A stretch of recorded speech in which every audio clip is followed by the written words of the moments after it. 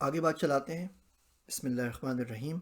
Rabbi इश्रह ली सदरी व यस्सिर ली अमरी वहलुल उक़्दतम मिन लिसानी यफ़क़हू क़ौली। हम बात करते हैं डेटा साइंस लाइफ साइकिल की।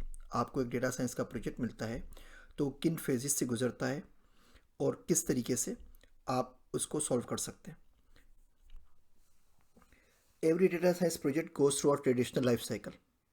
It doesn't make a simple one way round, but rather requires multiple iterations at certain steps to get the job done.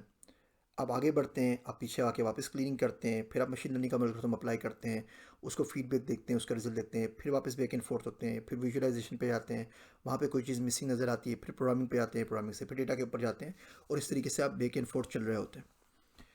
The entire life cycle ensures a business problem is solved methodologically and gradually converted into a product और actionable insights.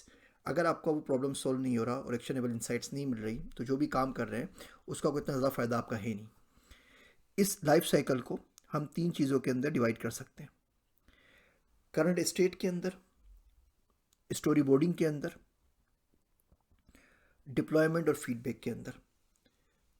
जो current data की state है उसको सबसे पहले हम पढ़ते हैं, जिसके अंदर डेटा की क्लीनिंग आती है, फॉर्मेटिंग आती है, डेटा की एक्सप्लोरेटिव डेटा एनालिसिस आती है. और जो objective audience and stakeholders, उस डेटा से हम क्या सवाल पूछना चाह रहे हैं, ये बहुत ज़्यादा इंपॉर्टेंट है. अगर आपको यही नहीं पता कि उस डेटा से क्या सवाल पूछना है, देन इज़ एनीबडीज़ गेस. मिसाल के तौर पे कोई फ़र्क नहीं पड़ता कि आप कितने अच्छे तैराक हैं, अगर आपको यही नहीं पता कि समंदर की तह से निकाल के क्या लेकर आना है, तो आप जितनी देर के लिए चाहे सांस रोक लें, जितना बड़ा ऑक्सीजन टैंक लेके कूद जाएं, एक ना एक दिन आपका इंतकाल हो जाएगा, क्योंकि वो जो ऑक्सीजन होगी वो ख़त्म हो जाएगी.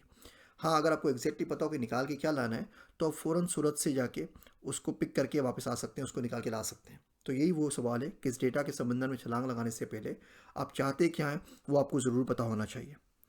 जब हम स्टेक होल्डर की एक्सपेक्टेशंस की बात करते हैं तो हम ये बात करते हैं कि हमें किस किस्म के ग्राफ्स बनाने हैं, किस किस्म के चार्ट्स बनाने हैं, किस किस्म के विजुअलाइजेशन बनानी है और आखिरी में उनको प्रेजेंट क्या करना है.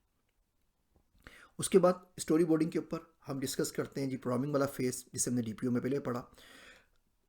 कौन से टूल्स इस्तेमाल करने हैं, कौन से एल्गोरिथम्स लगाने हैं, किस तरीके से उस डेटा को प्रोसेस करना है. और आखिरी के अंदर जब हम डैशबोर्ड की डिप्लॉयमेंट करेंगे और विजुअलाइजेशन करेंगे तो किस किस्म की होगी, कौन से टूल्स होंगे, क्या दिखाना है और क्या नहीं दिखाना. इनको अगर आप समराइज़ कर लें तो हम डिस्कवरी से शुरू करते हैं. डिस्कवरी के बाद डेटा प्रिपरेशन होती है, data रेंगलिंग and explorative data analysis होती है.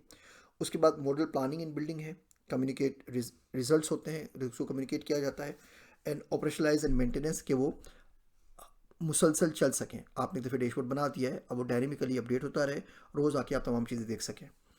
इन तमाम फेजेस को मज़ीद सब स्टेप्स के अंदर अगर तोड़ा जाए तो डिस्कवरी के अंदर we would learn business domain, identify how business users define success, access available resources, page tools हैं, डेटा है, कहाँ से एक्सेस होगा, कहाँ से डेटा को हम गैदर करेंगे.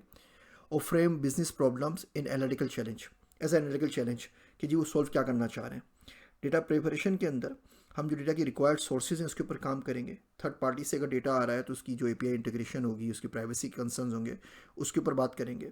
हम सैंड बॉक्स को प्रोविजन करेंगे, हम उस डेटा को एक्वायर करके उसको क्लीन करेंगे, उसको लोड करेंगे और बाद में उसकी ईटीएल करेंगे, यानी कि एक्सेक्ट ट्रांसफॉर्म लोड करेंगे अपने डेटाबेसिस के अंदर.